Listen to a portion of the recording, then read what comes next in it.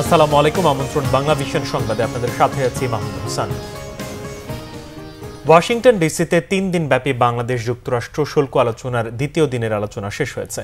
দুদেশের মধ্যে বর্তমান ও ভবিষ্যৎ বাণিজ্যের গতি প্রকৃতি কেমন হবে সেসব বিষয় উপস্থাপন ও আলোচনা হয়েছে। এতে বেশ কিছু বিষয়ে দুদেশ মোটামুটিভাবে একমত হয়েছে, কিছু বিষয় অমীমাংসিত রয়ে গেছে। স্থানীয় সময় শুক্রবার সকাল ৯টায় তৃতীয় দিনের আলোচনা শুরু হওয়ার কথা। এর আগে মার্কিন বাণিজ্য প্রতিনিধি জেমিসন গ্রেয়ারের সঙ্গে সাক্ষাৎ করেছেন বাণিজ্য উপদেষ্টা শেখ বশির উদ্দিন। বৃহস্পতিবার স্থানীয় সময় বেলা ১১টায় দুদেশের বাণিজ্য প্রতিনিধির মধ্যে এই সাক্ষাৎ হয়। দ্বিপক্ষীয় ব্যবসা বাণিজ্য ও চলমান শুল্ক আলোচনার উপর বিশেষ গুরুত্ব দিয়ে পারস্পরিক স্বার্থ সংশ্লিষ্ট বিষয়ে তারা আলোচনা করেন বলে জানিয়েছে প্রধান উপদেষ্টার প্রেস উইং। দুপক্ষই অভিন্ন সুবিধার জন্য একযোগে কাজ করার প্রতিশ্রুতি পুনর্ব্যক্ত করেছে।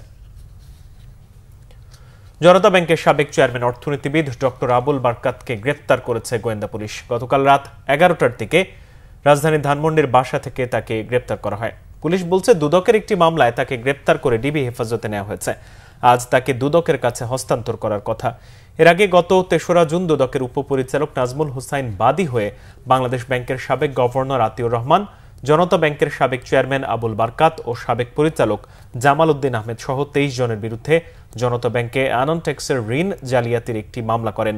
দুদকের তদন্ত শেষে ২৯৭ কোটি ৩৮ লাখ টাকা আত্মসাতের পেছনে জনতা ব্যাংকের সাবেক চেয়ারম্যান আবুল বারকাতের সহযোগিতার বিষয়টি নিশ্চিত হওয়ার পর জিজ্ঞাসাবাদের সিদ্ধান্ত হয়। এদিকে আবুল বারকাতের গ্রেপ্তারে তার পরিবার উদ্বেগ প্রকাশ করেছে। টানা বর্ষণে রাঙ্গামাটি জেলার চেঙ্গি ও মাইনী নদীর পানি বৃদ্ধি পেয়েছে। হ্রদের পানি বাড়ায় রাঙ্গামাটিতে পানিবন্দী হয়ে পড়েছে কয়েক হাজার মানুষ। পাহাড়ি ঢল ও খাগড়াছড়ি থেকে নেমে আসা পানিতে সড়ক তলিয়ে যাওয়ায় রাঙ্গামাটির লংদুর দীঘিনালা সড়কে যান চলাচল বন্ধ হয়ে গেছে। গত কয়েকদিনের ভারী অতি বর্ষণের ফলে রাঙ্গামাটির লংদুর মাইনী নদীর পানি বেড়ে নিম্নাঞ্চল প্লাবিত হয়েছে।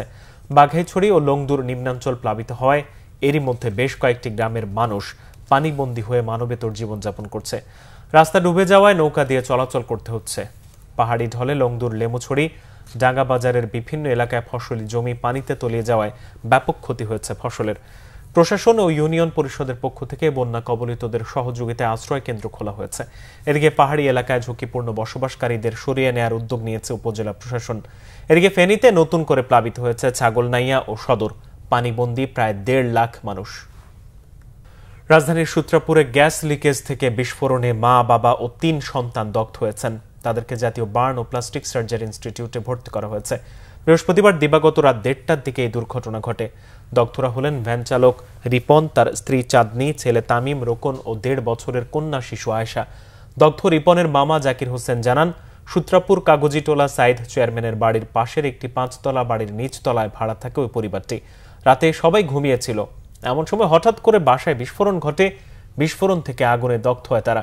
পরবর্তীতে আশপাশের ভাড়াটিয়ারা তাদেরকে উদ্ধার করে হাসপাতালে নিয়ে আসেন। বাসায় গ্যাস লিকেজের কারণে এই বিস্ফোরণ ঘটে থাকতে পারে বলে প্রাথমিকভাবে ধারণা করা হচ্ছে। সবার অবস্থায় আশঙ্কাজনক বলে জানিয়েছেন বার্ন ইনস্টিটিউটের চিকিৎসকরা। সাফ নারী ফুটবল ৪ দল নিয়ে আজ শুরু হচ্ছে সাফ অনূর্ধ্ব-২০ নারী ফুটবল চ্যাম্পিয়নশিপ। বসুন্ধরা কিংস অ্যারেনায় উদ্বোধনী ম্যাচে মাঠে নামবে স্বাগতিক বাংলাদেশ। প্রতিপক্ষ নেপাল। দুপুর ৩টায় শুরু হবে ম্যাচটি। ৪ দলের এই টুর্নামেন্টে খেলছে বাংলাদেশ, নেপাল, ভুটান ও শ্রীলঙ্কা। ডাবল রাউন্ড লিগ পদ্ধতিতে হবে এই আসর। টুর্নামেন্টের ফরম্যাট অনুযায়ী কোনো ফাইনাল নেই। প্রতিটি দল একে অপরের বিপক্ষে ২টি করে ম্যাচ খেলবে। ৬ ম্যাচ শেষে সবচেয়ে বেশি পয়েন্ট পাওয়া দলই হবে চ্যাম্পিয়ন। ভারত অংশ না নেয় বাংলাদেশকে ফেভারিট মানছে প্রতিপক্ষ ৩ দল। সাফ অনূর্ধ্ব-২০ নারী ফুটবল শেষ হবে আগামী ২১ জুলাই।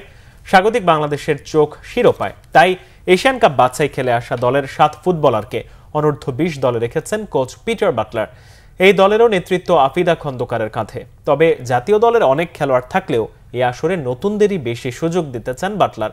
তার মতে খেলোয়াড় গড়ে তোলার জন্য এটা একটা দারুণ টুর্নামেন্ট।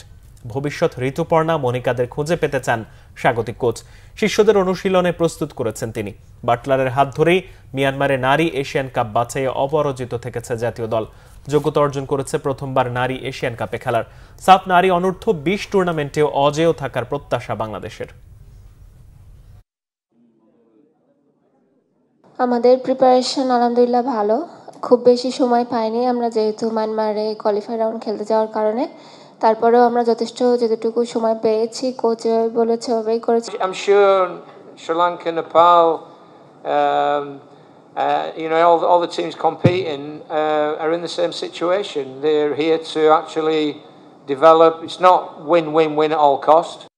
এই ছিল এখনকার মতো, পরের সংবাদ বেলা 12টায় দেখার আমন্ত্রণ রইল। এছাড়া বাংলাভিশন সংবাদ ও সংবাদ সংশ্লিষ্ট অনুষ্ঠান দেখতে ভিজিট করুন www.bbnews24.com ও facebook.com/banglavishnnews এবং সাবস্ক্রাইব করুন youtube.com/banglavishnnews। ধন্যবাদ।